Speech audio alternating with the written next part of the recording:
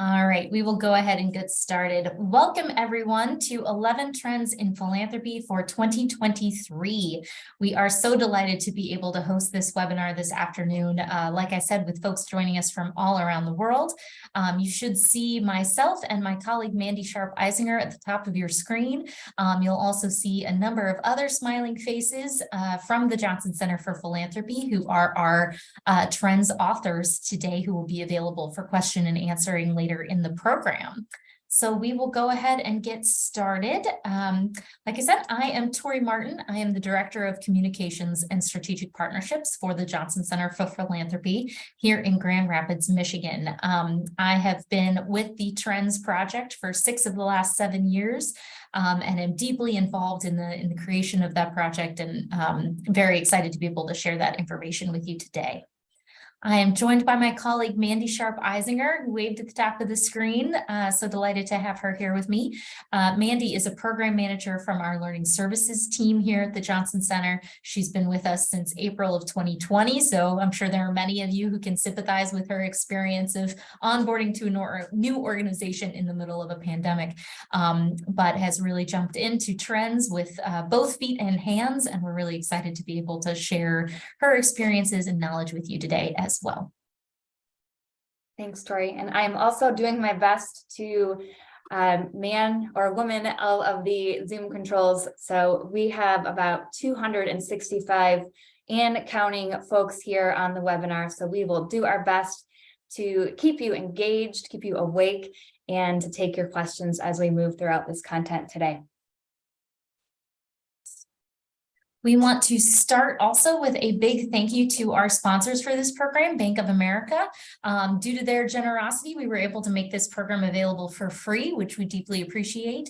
For all of you who are on now, or those who haven't been able to join us but did register, we'll be sending the link out to this recorded program after the fact. So you will get both the slides and our lovely voices and Q&A session with you in your email at a later date, and we will make that available for all coming up. So a big thank you to Bank of America for their generous support of this program. Great. So we'd love to know who is in this virtual room today. Tori mentioned that we had folks from all over the world, I think all 7 continents, maybe not Antarctica, Tori, but correct me if I'm wrong. I don't think I saw that one, but you never know. It could have changed. Okay, fabulous. Well, we're glad to have our partners and colleagues from all over the world here with us today. You could drop in the chat box your name and location so we can see where exactly you are dialing in from today. And we're also going to throw a couple polls up here on the screen that you can respond to. The first one that is coming your way is, what type of organization do you represent today? You're welcome to select as many that apply to you today. We've got 282 people here. It's fantastic.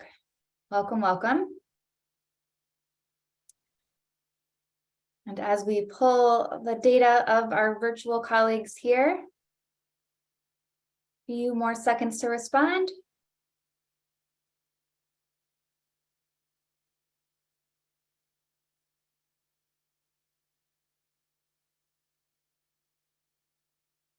Okay, I'm going to end the poll here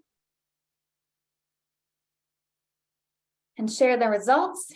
It looks like we have quite a few folks representing nonprofit organizations today, about 48% representing nonprofits, and many representing the business and corporate world at about 19%. And of course, some folks from community foundations, family foundations, and a few philanthropic advisors as well. Welcome. Okay, second question for you now up on the screen. It is Valentine's Day, so how familiar are you with Trends, or how much do you love Trends? We're going to ask you to respond to this question here. How familiar are you with 11 Trends in Philanthropy for 2023, or how much do you love the Trends?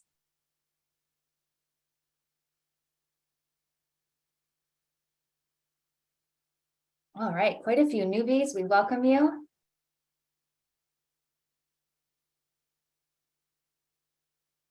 And we've got some super fans here too, Tori.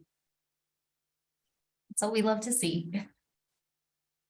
Okay, we'll share those results quickly as well.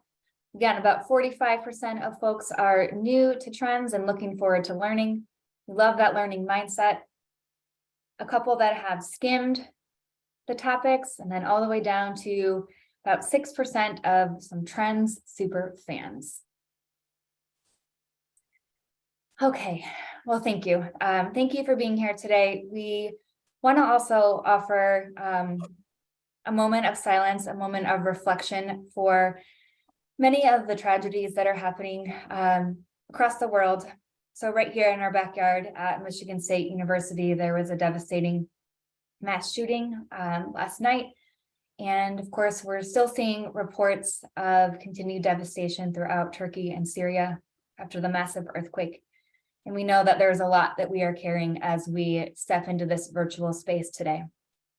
So we want to invite you, of course, in recognition of all the great things that we will learn today from one another, to also hold space for the heavy things that we're carrying. So I'll invite you now just to join in a moment of silent reflection.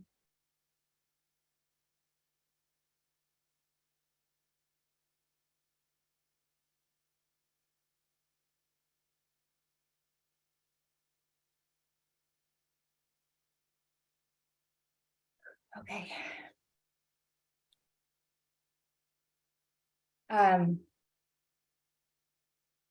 Thank you for joining us today and for holding space as we dive into this important content. We want to celebrate the good things that are happening across the sector, but continue to hold space for the tough things that are happening around the world. So with that being said, let's dive in, shall we? So here's what we can expect today in today's program. We are going to walk through an introduction to the report. We'll talk about a few of the specific trends and some of the broad themes that we are seeing in our work. We'll talk about how you can use the report, and then we'll have some dynamic Q&A with the authors. So that's what we can expect for today. The question is, that we start with, is what is a trend? So when we gather as the Johnson Center in each fall, we have this main question, and Tory and the marketing and comms team reminds us of this big question. What is a trend? Well, a trend is a topic or an issue that is moving. So it needs to be something that is happening that is either increasing or decreasing. Perhaps it's getting bigger or smaller, might be speeding up or slowing down, or evolving, reversing. So essentially, it's something that is in motion. So how do we know if it can make it into our 11 trends report? How do we know that there is enough movement to qualify as a trend? Well, it needs to have staying power. That's one of our tried and true tests. Does it have staying power? We think about what we're learning at conferences and in those water cooler conversations. What kind of commentary is there around that particular trend or that particular topic? And are there broad ranging examples? You'll hear a lot of broad ranging examples today when we think about the trends ahead. So what is a trend, and how do we know that it is enough to qualify as a trend? Yes, all of these things. And we spend a lot of time together in dialogue. I think for our gathering in 2022, as we were determining what our trends were for 2023, we spent about a week together pressure testing and challenging some of the ideas that we each had. We probably had, what, Tory, 36 different examples of things that we could bring to the table as a trend, and 11 have come before you in our 2023 report. It truly is a team effort at the Johnson Center. But we also need to acknowledge the work of the sector and the individuals and organizations and funders that are leading the way in some of these trends. It's because of you and the work that you are leading that we know about these trends and that we can share them across the sector as well. We are in our 7th edition of trends. That means 77 trends have been put before you in the 11 trends for philanthropy. for each year. And we are very excited to walk through those 11 trends with you this afternoon. So Tory, you ready to get started? Yes, we are. Thank you so much. And by the way, I want to acknowledge that we realized that the chat feature was turned off. We are working to get that turned back on because we do want to be able to hear from you all. In the meantime, if questions do arise as we're going through, we're going to hold off on specific questions about specific trends until the end of the webinar, but please do drop any questions you have in the Q&A section. That one is on and working, and we'll capture that for later in our conversation. So yes, thank you. To begin with, we wanted to kind of do a quick review of the 11 trends. We're not going to go nearly as deep into it during this conversation as the articles themselves go into it, of course. There's plenty of reading to do there, but we did want to give you all an overview of what we were looking at and some of the particular news articles, news points, research pieces that came out in the last year and more that really pushed us to look more deeply into pieces. Into the individual research pieces. Mandy, we are looking at, yep, there you go. Thank you. All right, so we're going to look at the first slide, looking at what we kind of have designed at this point as our first trend. I do want to point out as we get started here that we do not consider our trends to be in any particular order. So while we are starting with the rise of collaborative funding, that does not necessarily indicate that it is the foremost, most important, most active, anything like that. It is simply the one we put first in the document. So the rise of collaborative funding is a piece that was written by our colleagues Tamala Spicer and Malik Robinson. And it really kind of was grounded in a piece of research that came out from the Bridgespan Group in 2021 entitled Releasing the Potential of Philanthropic Collaborations. This was the strongest piece of research we really saw that looked at funder collaboratives. There is a tremendous amount of anecdotal research and individual collaboratives that are publishing materials, impact reports, documents their own research on their work out in the field. But it was the Bridgespan report that really points to the tremendous growth in the number and activities of funder collaboratives over the last 5 years or so. These groups include a very broad range of mission areas and specific teams going into working on them. Groups like the Audacious Project, which is housed at TED, the Fund for Shared Insight, which does tremendous work in the learning space, and a number of others such as Build Health, Slingshot. Many of these funder collaboratives are built around particular affinities, learning priorities, or geographies. And we encourage you to take a look at them because the point here that we were really investing in is this question of how do we avoid redundancy in a way that creates greater efficiency and impact. So let's look at this trend. The second piece we really looked at was rethinking what capacity building should be and who should decide. This piece was also from Tamala Spicer and from our colleague Trish Abalo. This piece is particularly close to our hearts here at the Johnson Center. We do a lot of capacity building and technical assistance work, and we're deeply involved in many of the conversations in the field that are looking at really what do we mean when we talk about capacity building? What do we mean when we use the words? What assumptions are we accepting when we use the words or when we think about what capacity building means? And especially now, as we've experienced a cascade of crises in recent years, and we're really seeing conversations and honesty start to crack open in the field around what practitioners really need, what resources they need, what opportunities they need, what honesties and realities we need to face. We see a lot of leaders in the field from capacity building and infrastructure organizations like Frontline Solutions, Grant Makers for Effective Organizations, and others raising this question of what do we want to talk about and what do we really mean and who gets to decide when we talk about what organizations need to thrive. This in a lot of spaces is shifting from perhaps skill development to really talking about longer term, more general operating and flexible support for organizations, greater networks, greater door openings. What is it really that's going to create thriving organizations and thriving communities? And is it different from what we've been looking at for years? And in many cases, it really is. Trend number 3 that we're looking at was really around disaster philanthropy. So for this one, we specifically looked at natural disasters. The research team behind this of Dr. Michael Layton, graduate assistant Katie Dietz, and Kevin Peterson, who is on the call here with us as well, was looking at the tremendous shift in the number of disasters that the US specifically and the world at large have been experiencing. If you look at the data, the average number of natural disasters experienced in the US per year over the course of a decade in the 1980s sat at 3.1. In the 2010s, it was 12.8. We barely need the data to tell us that this is the reality, but the data sure backs it up.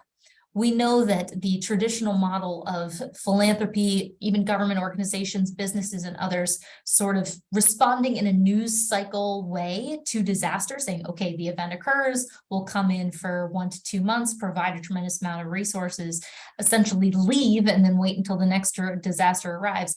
That's impossible anymore. There's no break. There's no break in the news cycle. There's no break in what communities are experiencing and how natural disasters and climate change are reshaping all of our communities. So what we're seeing here is really that many philanthropy serving organizations and infrastructure groups are actually at the forefront of helping philanthropy to make a shift that they want to really invest in community preparedness, resiliency, and collaboration. We're seeing this also significantly play out in focus areas for community foundations, who are often the ones on the front lines of this view of what natural disasters can do in a community. And we're seeing that shift from the short-term approach to a much longer view that understands that this is the reality of the world we're going to be facing for likely many generations to come, and how do we need to redesign our networks, our resource flows to really meet those needs.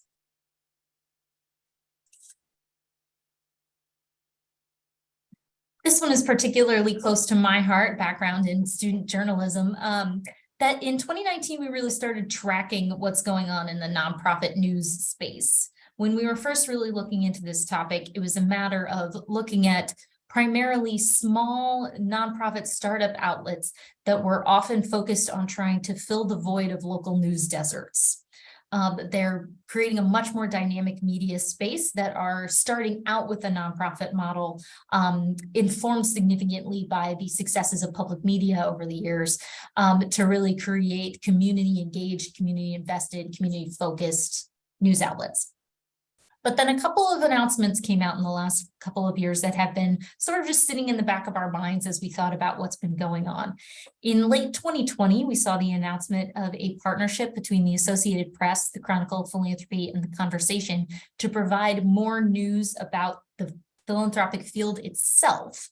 This is something that I think everyone in philanthropy knows we have struggled with for decades, really, to get onto the front page of newspapers, to get public attention beyond major gifts, major galas, major scandals, in order to really put the work of philanthropy and nonprofits forward for people to understand what that work looks like, how they can get engaged with it, and the difference that it makes. So we saw that announcement in late 2020.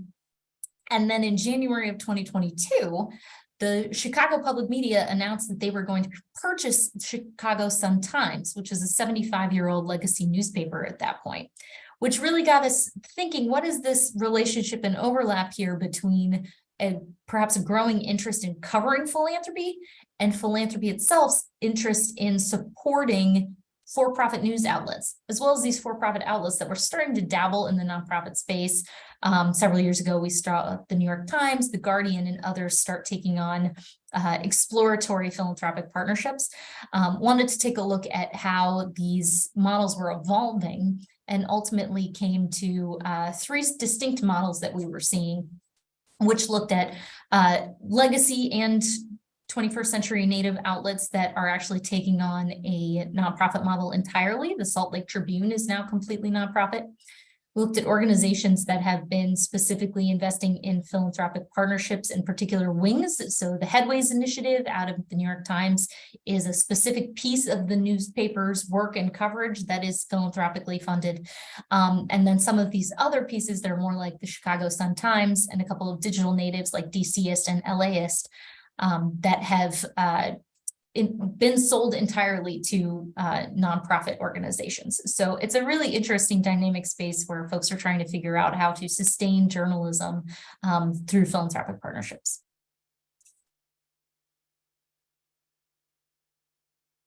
New organizational structure and models are toppling the staff pyramid. So this is something that we've seen going on even before the COVID-19 pandemic really, radically flipped the table on what workplace norms look like. And it's really the result of a desire among staff and practitioners to do things differently and to find a way to circumvent a lot of the burnout narratives in nonprofits, to change up models that are seen as non-democratic or leaning into exploitation and exploitative economic practices. So we really were looking at news that we've seen out of places like the Whitman Institute, the Building Movement Project, and others that have adopted different systems, different structures for their leadership and their internal decision-making. What we ultimately really looked at here was this question of co-leadership models or co-executive director models. We see more often this question of having two or more leaders who are specifically titled as co-executive directors in organizations. But you'll also see other groups, I believe it's the Jacobs Foundation in Switzerland, which has created a co-leadership model at every team level of the organization to spread the experience and the decision-making and the burden of leadership. We also see a lot of worker ownership models popping up. Some of these are nonprofit and some of them are for-profit, but it's really being seen as an opportunity to democratize decision-making and provide an alternative to the capitalist formations that we're all familiar with. We see this in specifically friends of ours here in Michigan, for instance. Data-Driven Detroit is involved in a worker ownership model. And there's a lot to be learned in these spaces. We also thirdly looked at fiscal sponsorship, which is a model that has been familiar to many of us, but is really growing in interest as an area to be seen as an opportunity for collaboration, resource efficiency, and to perhaps create a system that allows new nonprofits or new partnerships, new programs to take off much more quickly by supporting that back office structure.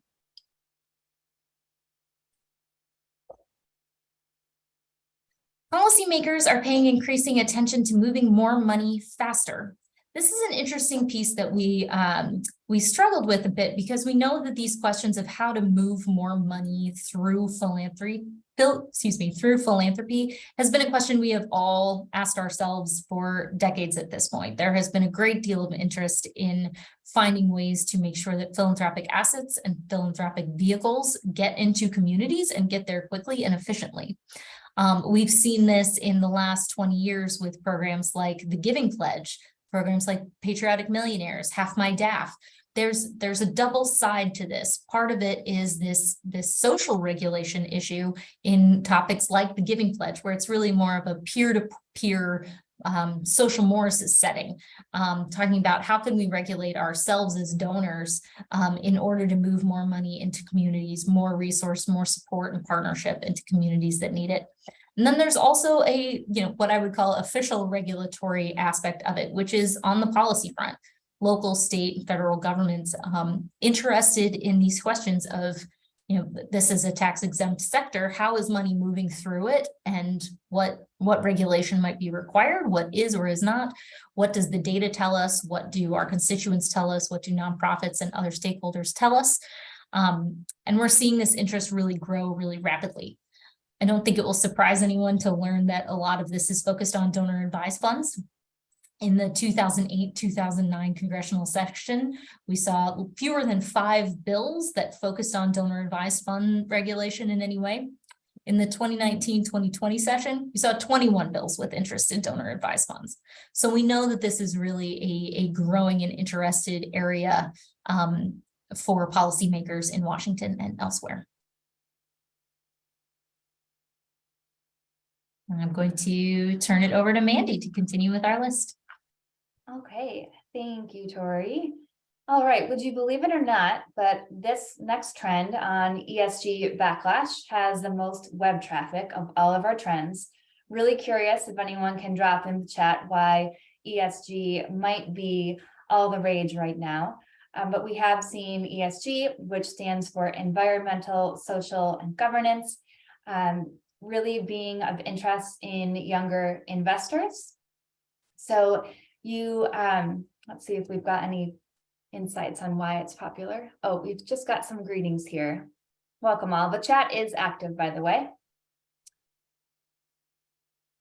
Okay, so it's a range of criteria, ESG, used to evaluate for-profit corporations, but it is really spilling over into the philanthropic sector.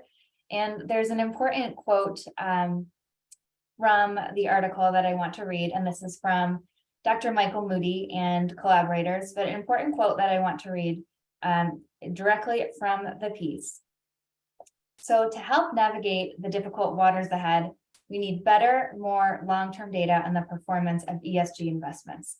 Well, we know this to be true because many organizations are choosing to invest more wisely or to invest in accordance with their values, but we're seeing some very interesting critiques.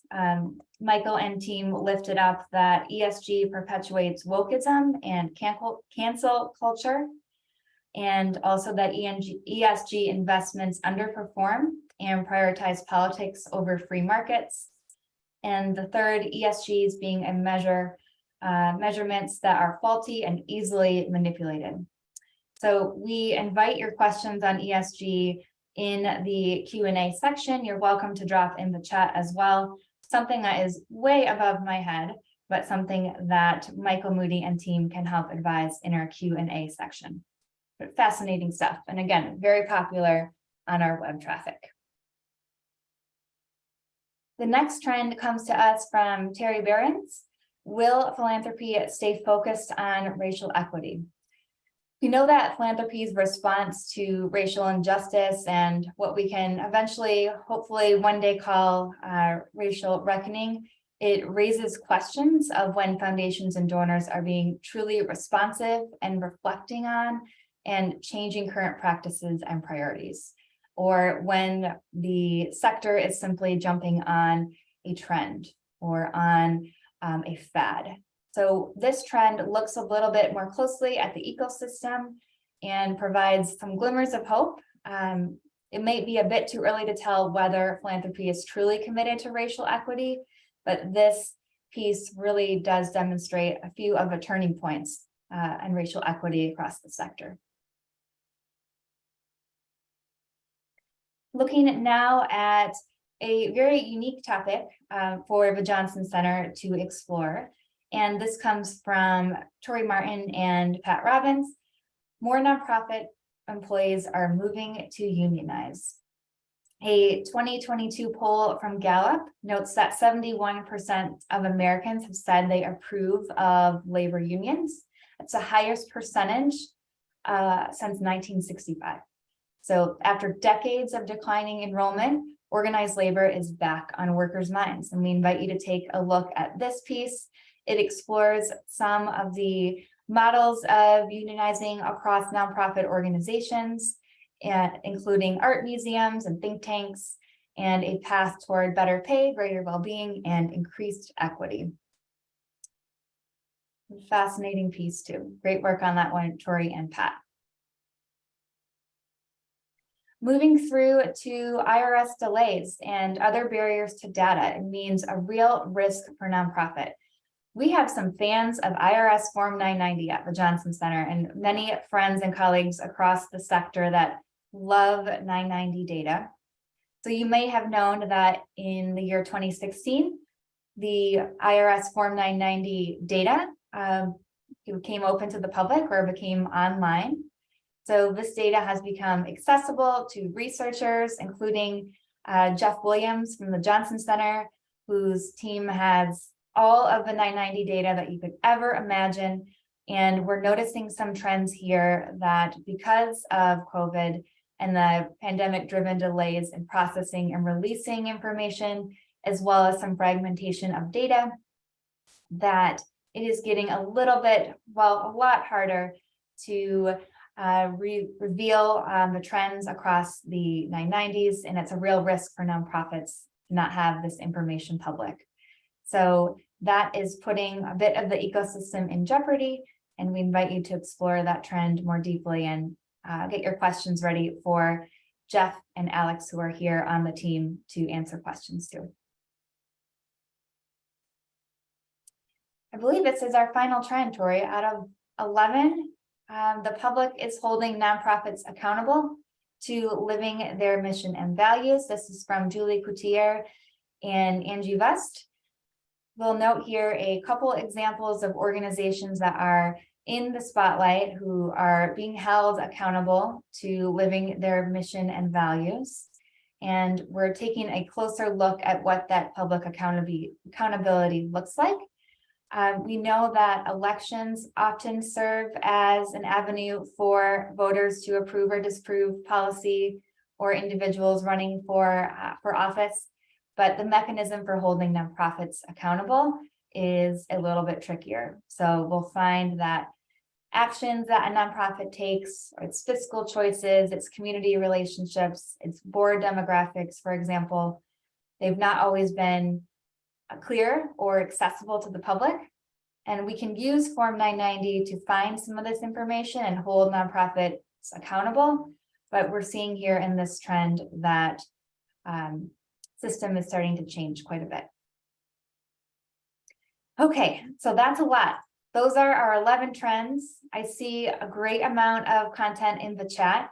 We're going to talk next about our broad themes, and we'll get ready for your questions in just a few minutes. So you're welcome to drop your questions on our overarching 11 trends into the Q&A section, and Tori is going to take us next through the broad themes.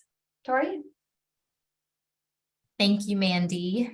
Yes, so as Mandy said, obviously 11 trends is a lot. It's a lot of content to go through, which is why we try to provide a brief review. But we also like to take a step back and take a look at the broad themes that are going on across these 11 more specific topics to try to see if we can make sense of some broader lessons and learnings for the sector as a whole. So the first one we want to look at is really the role of the federal government and how much this is an open question right now. I always like to take a look at comparing what giving in the United States looks like as compared to federal expenditures. I want to note for the purposes of this page, this does not include any state spending or local spending, which would add many circles to this page.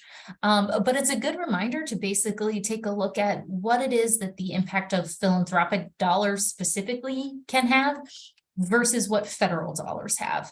There's a major question here between both the amount of money that gets shared and the impact on policy that comes to us from the federal government.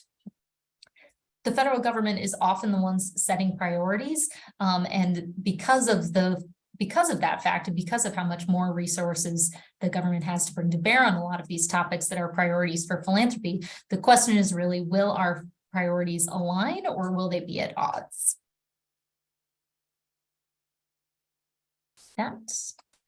Because one of the things we've really been looking at over the last couple of years, if you've been a trends follower for a while now, you've seen a number of pieces exploring the ways in which philanthropy and business are really getting much closer. There's a lot of overlap in terms of starting to look beyond profit only towards community impact. And of course, my lights went out. Excuse me.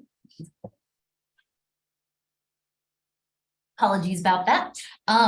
But we're starting to see a lot more community impact focus from business that overlaps in terms of partnerships with philanthropy. Between philanthropy and government, we see a lot of innovation in terms of how the responsibilities for community action are shared, reshaped, passed from one hand to another. But what we also really see is this question of, at the end of the day, there are a lot of things philanthropy cannot do without support from the government. The federal government specifically in this case. And that is a huge open question across a lot of our trends this year. The one Mandy pointed to regarding barriers to data with the IRS is significantly behind in making the last several years worth of IRS 990s available to the public. They are behind in terms of their own staffing and resource situation and the impacts of the pandemic. That's not something philanthropy can control. We can't help whether or not the IRS is going to be able to be responsive to our requests. So whether or not that trend continues in one direction or another is really up to them. Similar with the Supreme Court, we know that many of the Supreme Court's decisions in recent years have not been viewed as pro-union. That's a question that will have impacts across both the nonprofit and business sectors, depending on how that plays out. Movements for unionization within the nonprofit world may be helped or hindered. We also see a lot of questions, again, from policymakers on regulations around donor advised funds. Will Congress support additional climate change action? Yes or no? All of these priorities are things that are out of our hands as a sector, but are really present in some of the major moves that we're making. Number 2 is really solidarity. So solidarity is a word that we're starting to see a lot more across the sector. I think it's a really interesting way to capture this real desire for collaboration, for coming together, and for generally uplifting the principles of a solidarity economy and economic inclusion with our communities, inclusive growth approaches. It's a question about moving from charity to justice. It's a question of advocating for reparations for African Americans in many cases, and to reimagine the social fabric as a whole in terms of creating communities that really look to benefit everyone in the community as opposed to simple segments of that group. We're seeing this desire for solidarity across many of our trends this year in the pieces regarding collaborative funding. In a lot of the disaster philanthropy pieces, there's an approach to creating a social response that is different than it has been in the past. These questions around capacity building, emphasizing and supporting racial equity are these pieces that are going to ultimately center equity, center change, center stronger relationships that embrace a more balanced approach to power. These are open questions, but we see that real desire for solidarity coming through much of the nonprofit sector.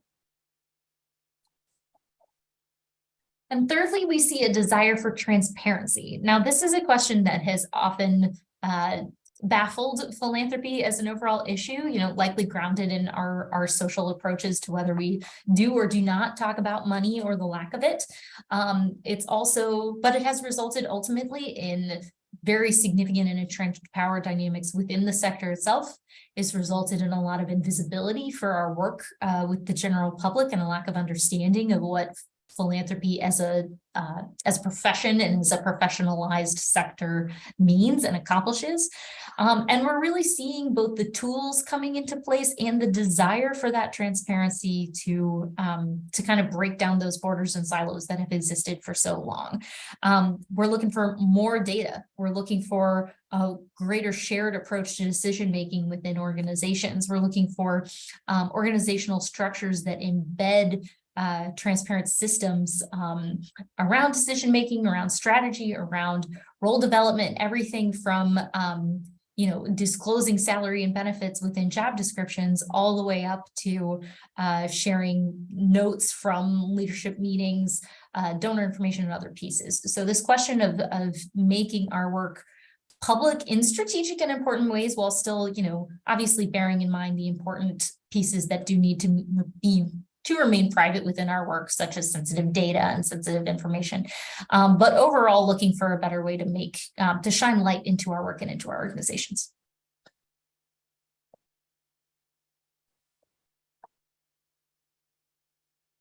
Now we're going to be transferring over to Mandy so she can talk a little bit about how we see this report in use around the field and how you can make use of it in your work. Excellent, Tori, and feel free to add in here, as I know you hear all the time from folks in the field how they are using the trends report in their day-to-day lives. So the 313 or so who are still with us today, we'd be curious to hear from you how you use the trends report or how you would like to use the trends report. We'll give you a couple ideas here. So we have heard from several of our partners in the West Michigan area and many others that we might meet at conferences that they look forward to the trends piece and they read it every year, cover to cover, and might use it in training with their board, whether that is a board of a small nonprofit organization or the board of a family foundation, using it to really up their game on education of what's happening in the field.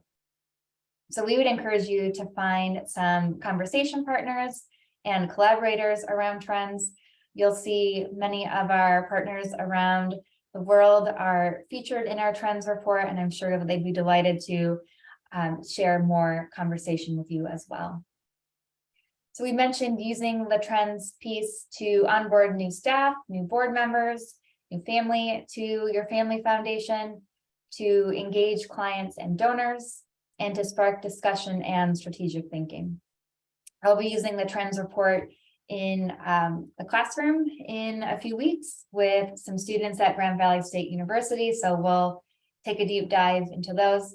And again, we've seen trends used in board meetings as elements of board education. And we hope that you'll use it in a way that is personally meaningful to you as well. So now is the time for you to share in the chat, which should be active. How are you using the trends report in your work?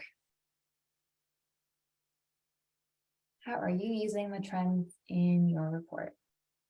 How are you using trends in your work, rather? You can drop that in the chat box and we will take a look at trends of the trends.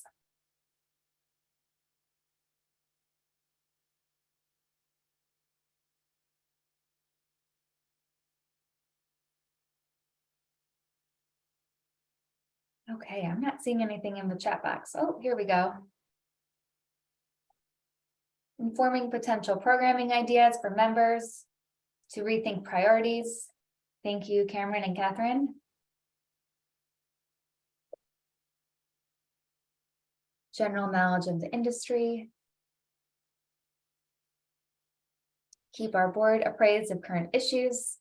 Excellent. Informs, I see strategic planning, strategic visioning. Fabulous. I noted some translation into Spanish. Capacity building, helping with grant making practices. Fabulous. Well, we welcome your contributions of how you're using the chat. And we might just reach out to you to get a testimonial on how you're putting trends to work in your work.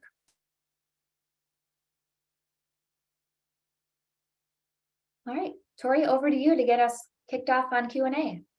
Wonderful. Thank you, Mandy. Well, we are hopeful that we get some good Q&A going. We have seen some of that going by already. I know Karen has been responding to a number of you in the Q&A section. But we do have about 10 of our authors on board right now and available to take questions. We'd love to have you do that. Before we jump into that, we want to remind everyone that this is being recorded, so everyone will receive a copy of that recording via link in a follow-up email after this program. We also encourage you to subscribe to the Johnson Center newsletter because we will be sharing the link out there as well. So you will have that to share not only with yourself for future viewing, but to share with colleagues and networks, anyone who you think might be eager, interested in watching this program today. So let's see if we are starting to get any Q&O. All right. All right, Jeff, we have a question in the chat around what do you see as the role of donor advised funds in philanthropy? Jeff Williams is our in-house expert in donor advised fund research.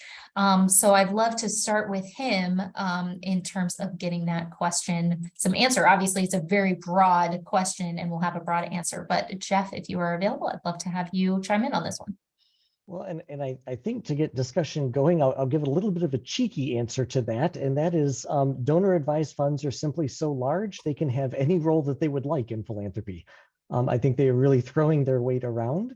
And that is a lot of the question going on. There's one school of thought says donor advised funds are maybe standing as a blocking intermediary, not sending money out as quickly to nonprofits as they have been in the past.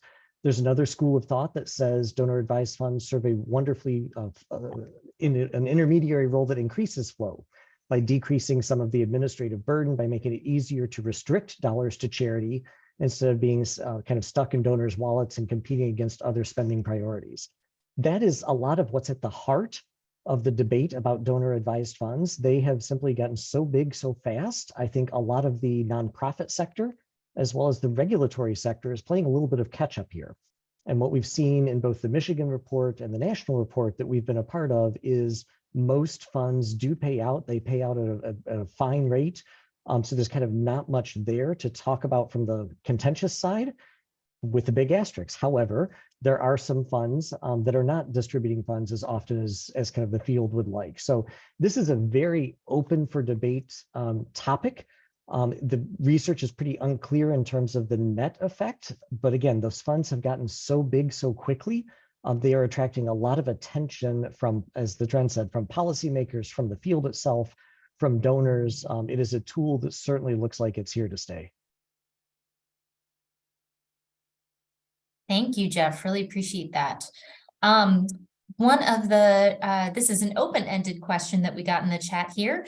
Curious about what was the most surprising trend to our team this year, and was there a trend that was most debated internally or contested when we tried to address it together? I'd love to open that up to any of our colleagues here who have some thoughts on that one, because I think all of us would probably have different answers.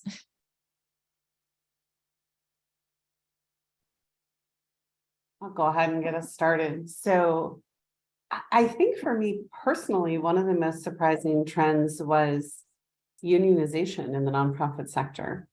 To see that growing, moving, right? To see that growing and moving, and to think about the implications that that may have organizationally in the long term. So we've heard for years the concerns about so many people not working in the sector being underpaid, not earning a living wage, and some of those concerns. So it'll be interesting to see the impact that that has. So for me personally, that was one of the most interesting or surprising trends.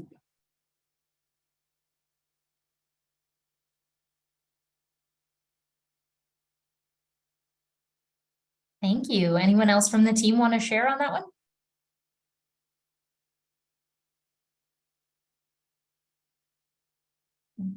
I would agree with Tamala personally. I found the unionization one to be really intriguing. And I was especially interested about a week before we published our report. Nonprofit AF blogger Vu Lee and the Chronicle on Philanthropy both put out commentaries on unionization within the sector that same week too. So there's quite a bit of kind of, it's slow burn, but there's a lot of interest showing up as folks realize this is going on, and that there's it's a surprising aspect of the sector right now, that's for sure. I'll just chime in and say, and I'm not just pushing my own trend here, it's not just because I wrote it, but the one that I wrote about ESG is actually the one that was surprising. And I say that in part because there was a moment last year when I've often talked about this in terms of research I've been doing on the next generation of donors and how they really want to do more impact investing and more aligning their investment assets as a way of doing good, not just giving money. And I had somebody out of the blue ask me a question about why should we be encouraging our next generation to discriminate against companies, and isn't ESG an evil consideration that simply discriminates against certain companies and makes and it perpetuates cancel culture and these things that we know that I now know are really popular, strong critiques of ESG. That I was blindsided by that, even though I'd seen some criticisms of ESG. Most of them were around sort of measurements, and are they the right kind of measurements of are we really addressing what is the triple bottom line contributions of a company by using those kind of measures. I didn't realize that there was such a strong backlash now coming from the political right, because there had originally been a backlash from the political left at the very beginning around greenwashing and other things. And so it's a really significant debate in the field, and I know a lot more about it now. And those who were involved in the investment world probably knew a whole lot of this. It's not as much of a surprise, but I think a lot of people in philanthropy are probably going to be more surprised as this debate about it continues.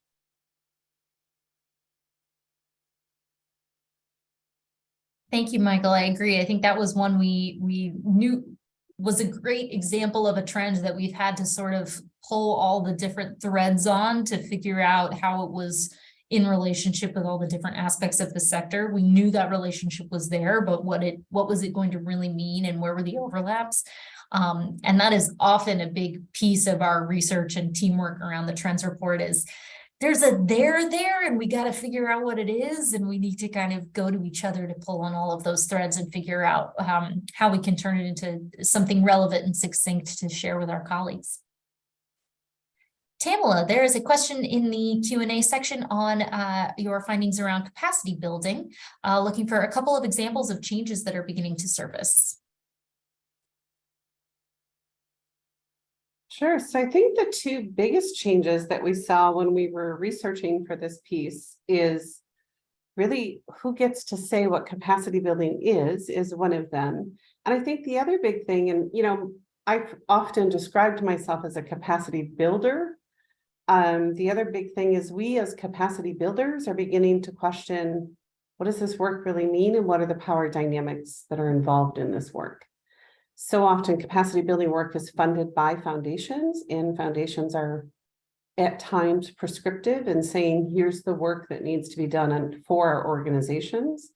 So what does that mean to the power dynamics? And so for those of us who do this work and call ourselves capacity builders, it's a little bit, it's disconcerting, I guess, is a good way to put it, when you start to think about the power dynamics involved in that and what is our own role in that. So those are some of the things that I found most notable in doing the research for that piece. Thank you. And Trish, you're on with us as well. How would you answer that question? I think echoing what Tamala said, and then one of the examples that comes to mind is the idea of building in rest. Oftentimes capacity building is seen as what do we need to do more of, when looking at so many of the nonprofits and the good work that they do. What would it mean? Looked at capacity building from a lens of rest and a more liberatory understanding of giving individuals, workers, what the time and space to rest and what that would look like. So sabbaticals, in the article we include an example of work being done around sabbaticals, and especially that connection to women of color. And so that's one thing that comes to mind. Thank you for that. I'm going to pick back up a question in the chat that was answered through typing, but I think it's really interesting and would love to share it more broadly, to call on Kevin Peterson. We had a question around, our disaster philanthropy piece this year really focused on natural disaster response. But as we sadly were reminded at the beginning of our program today, there are many man-made disasters that we deal with as well, in which philanthropy plays a role in. And Kevin, I'm curious if you'd share just kind of some thoughts or feedback on what you all found in your research on natural disasters that might also pertain to man-made disasters. Yeah, so the focus here, of course, was on natural disasters. Many of the resources that are lifted up, their research is around that particular topic. So there wasn't necessarily a broad overlap between natural disasters and man-made disasters. I think, if personally, the thread that I would tie is, with climate change, is that a human-made or human-accelerated disaster, right? And so there I could see some additional ties, and then the numbers along the lines of man-made or human-made disasters from source to source weren't always as clear to make this this connection for how philanthropy is responding. So that is one of the other reasons why we focused primarily on, only on natural disasters. Thank you for that. Mandy, I'm going to call on you in this one. There was a question in the chat regarding the experience of boards and how nonprofit boards are showing up in this space and across our trends. I see Tamala is also working on an answer, but I'd love to hear from you since you both work with nonprofit boards quite a bit. Sure. Is the question how are boards using the trends? Is that the question? The question is, did you observe any themes specifically around board recruitment, education, transitions, boards as a catalyst or obstacle? Curious if boards were able to adapt to the ever-changing, quickly changing needs of the field, those sort of questions. Got it. Okay, I will kick us off and then Tamala, feel free to layer on. I think from the trend on the shifting staff models, we see a critical need for succession planning to happen in leadership transition. And I can see that being a critical function for the board to consider. When we look at staffing models, a few that we looked at had co-directors, one of which may retire or roll off the leadership. And so the co-leader was both in a place to keep the reins as the original leader retired or moved on from that particular role. And I could see where a board would have to approve or get creative in how they think about new staffing models. That's one example that's come to mind, but Tamala, I'd love to hear what you're thinking. So I was typing in the box, in the Q&A box there, that it's so interesting as we have all of these conversations about trends. We spend an enormous amount of time as staff talking about what we're noticing, what we're seeing. And when you consider all the different topics that we talked about and what actually made it into the trends report, right? I don't know, Tory, what did we start out writing? Like 18 or 19 different trends pieces, and we end up with 11. So as we think about all of these different trends pieces, there's a way where boards show up in each of them. We didn't specifically focus on trends, but there's a way where boards show up in each of them. And Malik mentioned in the chat box that when we think about the collaborative funding, boards are leading many of those organizations. And what are the choices and decisions that the boards are making that are allowing that collaborative funding to take off? So I think that's one of the ways that boards show up. As Mandy mentioned, the co-leadership, we are in the process right now. Malik, who's doing some work with us this year as an intern, is working on a case study about a board that has created a shared leadership model. So they don't have one board chair, they have multiple board chairs, and they take turns with the duties. And so as we begin to think about some of the trends that we're seeing, I think it touches every single one of our trends piece when we talk about boards.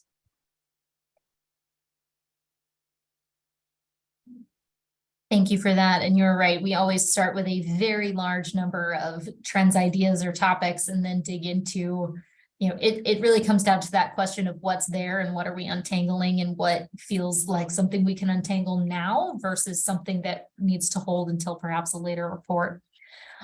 There are two questions in the chat that, in the absence of Jeff, I will try to answer and then look to my colleagues to help me with. One is regarding whether there are any additional policy efforts to raise the 5% required distribution for private foundations. And another question about the Accelerating Charitable Efforts Act, which was proposed in the last congressional session, but did not make it out of committee. So normally I would hand this to Jeff, who is our guru in both spaces, but my awareness, at least of the 5% payout work, is that there has been quite a bit of advocacy from a group called Patriotic Millionaires, advocating for Congress to raise the payout to a minimum of 10% for 3 years in response to pandemic era needs. There has also been, let's see, actually, that's the primary one, although Michael Moody, you might be aware of others, especially that I'm unaware of, but that's the primary one I've heard of there. And then this question of the ACE Act, like I said, it didn't make it out of committee last year, so it would need to kind of be brought up, re-raised by members of Congress this round. There is a great deal of sector-wide interest in this particular piece of legislation, which would impact donor advised funds especially. It would also impact many family foundations in terms of which expenditures would count towards the 5% payout. Some other kind of timing related questions for payout rates, both from DAPs and regular and private foundations. But as far as I know, there's nothing imminently about to happen in that space. But if there are others on the call who are aware of more movement there, please hop in at this point.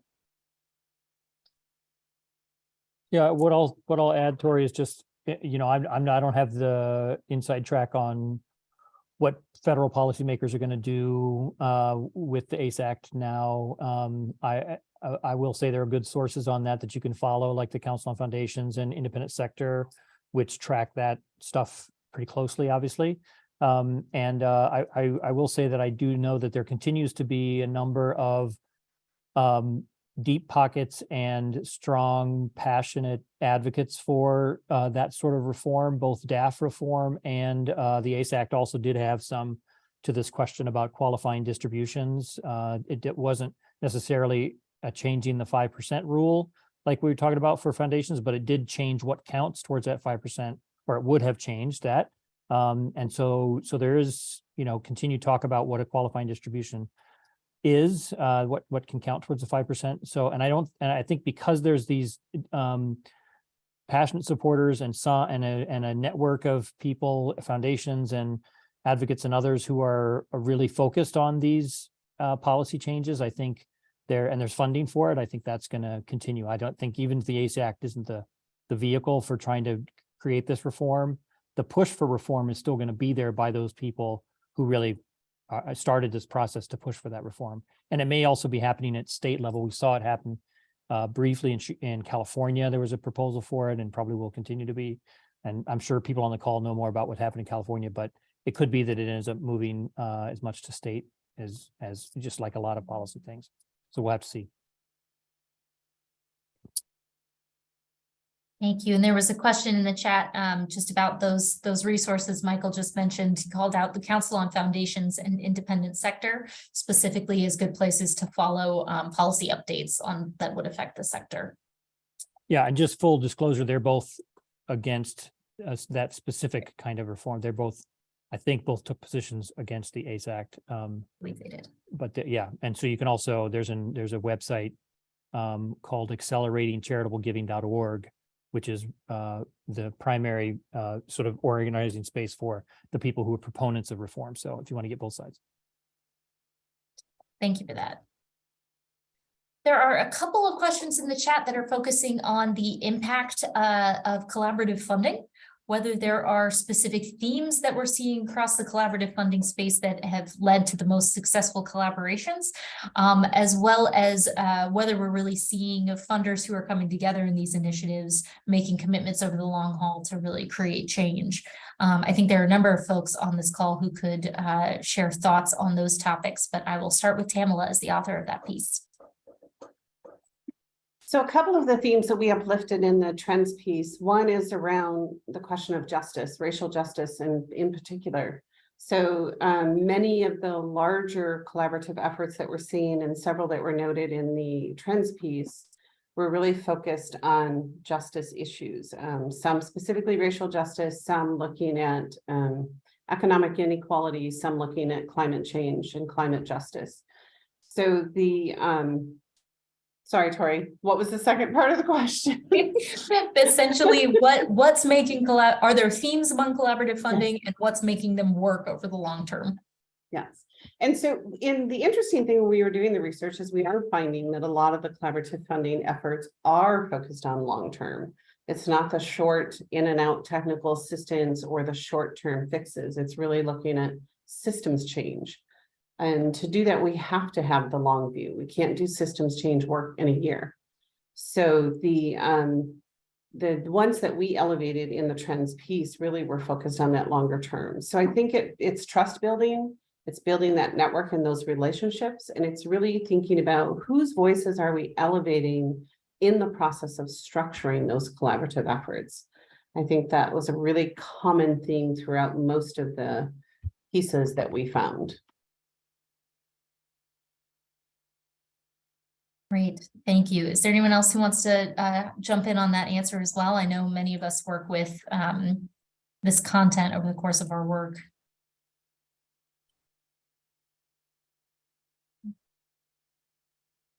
Okay, there's a question in the chat regarding philanthropy's responsibility to support local and national journalism as a tool for keeping our institutions open and accountable.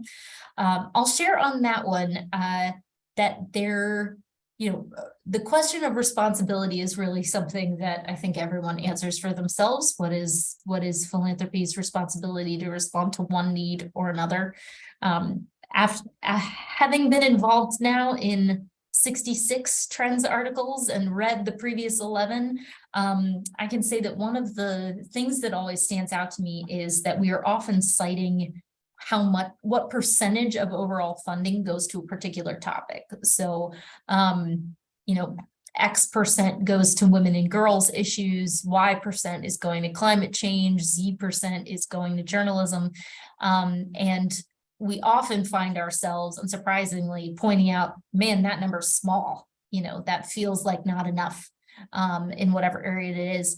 But the reality is that all of those 2s and 3s and 5s and 7s add up to a 100% whole. And there's only so much at the end of the day to go in any direction. So I think the question of responsibility to me is really a balancing act for every individual organization. But what I will say is that I think in the last 5 years or so, especially in this age of widespread misinformation and a lack of media literacy, is that journalism and people who are rather philanthropy has noticed that what they realized in their personal lives, that their Sunday Washington Post was getting smaller and smaller and smaller, is now a question for their work lives. That there has always been this question of the bright firewall between philanthropic support and editorial decision-making. And that scared a lot of people for a long time, wanting to avoid any perception that philanthropic support for, say, I'm going to give you $1 million to support your coverage of climate change, was always a potential issue and an ethical line. But more and more, I think both journalism itself and philanthropy are realizing this crisis is so huge that we cannot turn away anymore. We have to find ways of working together. We have to find ways of supporting journalists, all the way from training programs, supporting schools of journalism, all the way through small startups in small towns who have lost their paper, or collaborations among reporters at state legislatures all across the country so they can share and work together, because nobody's covering what's going on at the state legislature, and that's a huge void for the American public. So there are lots of organizations, especially those who are part of media impact funders, the John S. and James L. Knight Foundation, which has been at the forefront of this work for a long time, who are really pushing to create more awareness among institutional funders to support journalism, as well as among individual givers, everyday people like us, to prioritize journalism in their giving, which is, perhaps a plea to not turn off the pledge drive every time you hear that on NPR. Okay. Tori, I think I'll add to that, if you don't mind. Please. To keep in mind too where people get their news. As someone who works with the social media at the Johnson Center, a lot of people get their news from social media sources. So being mindful in your organization of what you're lifting up, why you're lifting it up, the people in your community, where are they getting their news? So aside from supporting journalists and publications, being mindful of all the other sources where we get our news, and making sure that we are supporting what we know is valid. Thank you, Angie. An excellent point. All right, well, we have just a couple minutes left in our time together, and we seem to have rocked through all of our question and answers that have been submitted so far. So if you have any further questions, please do submit them now. Otherwise, I'd love to just open the floor to anyone, any of our panelists who have any kind of closing thoughts or last reflections on the trends that either didn't make it into the report pieces of evidence that you weren't able to ultimately share, things that intrigue you in terms of where we're going in the sector. I'm not going to call on everybody and go down the line, but if you have any thoughts you'd like to share, this would be the moment to do it.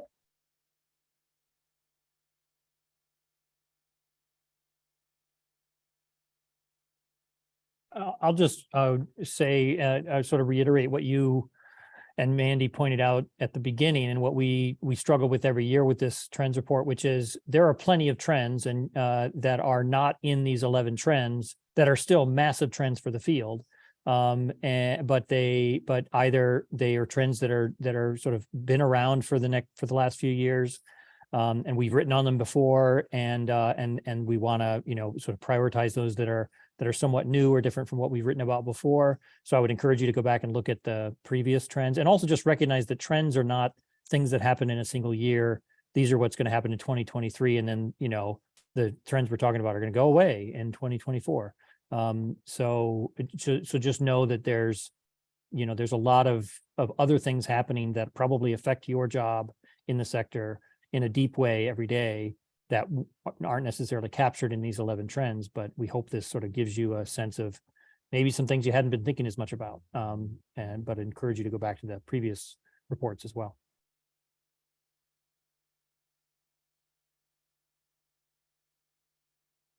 Very well said. Thank you. We are, again, 77 trends later, you start having to think about things quite a bit differently, think about them thematically, think about them at much greater levels of detail. But at the end of the day, I think one of the habits we've all gotten into is to mark major events as we go through our years, and to think about, this might not be ready for trends prime time quite yet, but oh yeah, I saw that last year. I saw this year. There's a couple more things going on, so that we can be cognizant of them and bring them forward for you all in a future conversation. So I do want to thank everyone so much for joining us today. This has been a wonderful 1.25 hour conversation. Please do check the chat right now. You'll find opportunities to subscribe to our newsletter and follow us on LinkedIn, which is where you will get the most up-to-date opportunities to engage with the Johnson Center. We have a very full calendar of professional development opportunities up on the site right now for nonprofits and grant makers. And we are always eager to hear from you. I saw some wonderful conversation going by in the chat of some colleagues in Mexico who've been working on a similar trends report. We've engaged with folks in Canada looking to do comparative studies between what we see going on and what they're experiencing there. There's just a tremendous amount of engagement and learning that we can do with one another. So please do follow us and stay connected, and keep an eye out on your email for the link to this webinar coming soon. Thank you so much.